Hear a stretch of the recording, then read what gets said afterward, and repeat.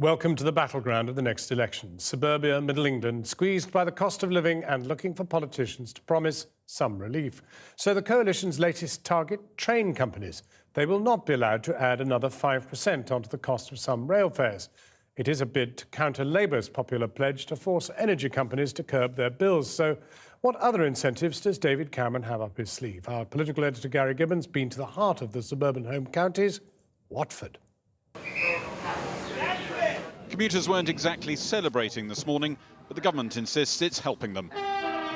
Capping rail fare increases at 6% next year, rather than the planned 9%. Commuters will benefit from knowing that there is a strict limit now as to what the train operators can actually put up the cost. So I think it's mainly a great help to commuters and other rail users as well. As a first fight back in this cost of living battle, the cap on rail fares doesn't exactly look like a game changer. And it'll end up costing taxpayers somewhere between 10 to 15 million pounds in increased subsidy to the rail companies. But it's phase one in a tit-for-tat wooing of the voters in critical seats like Watford.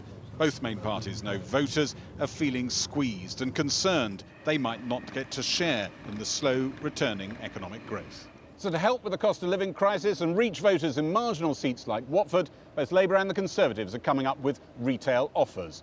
The Tories will soon announce policies on energy bills, water bills, bank fees and rogue letting agents. Labour hope to come forward with policies helping out with the cost of living on banking, on housing and on water. Both Labour and the Tories are saying we'll help you with your energy bill, water bill, we're going to help capping rail fares. Do you believe them? No. They all say that and it never happens. I don't think I would necessarily believe them, but I would definitely it would be a consideration. It wouldn't be something I just dismiss. In the end, would you ever change your vote based on an offer from a politician to freeze your bill or cap your bill? No.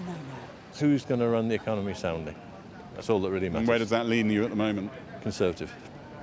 But Labour's had a boost in the polls since its pioneer offer, freezing fuel bills for 20 months. And there'll be much more of this stuff to come. The unescapable truth is that there's going to have to be investment in energy generation. In fact, there'll also have to be investment in decarbonising energy production. And somebody will have to pay for that. It'll be taxpayers or it'll be consumers. It's the same people in the end. So the voters we spoke to in Watford who said they didn't really believe any promise to cap or freeze a bill, didn't think it would be delivered or didn't think it would amount to much. You think they're right? I think they are right. In the political battlefield, party leaders like nothing more than when their opponents come onto their chosen political terrain. The Tories loved it when Labour had to start talking about growth instead of triple-dip recession. And today, Ed Miliband could not contain his glee as David Cameron started talking about his theme, the cost of living crisis. Mr. Speaker, he said something very interesting. He said he doesn't want to talk about an economic policy. He wants to talk about the cost of living. Now, doesn't that say it all? He doesn't realise that an economic policy is about the cost of living and what hundreds of thousands, millions of families are facing in this country.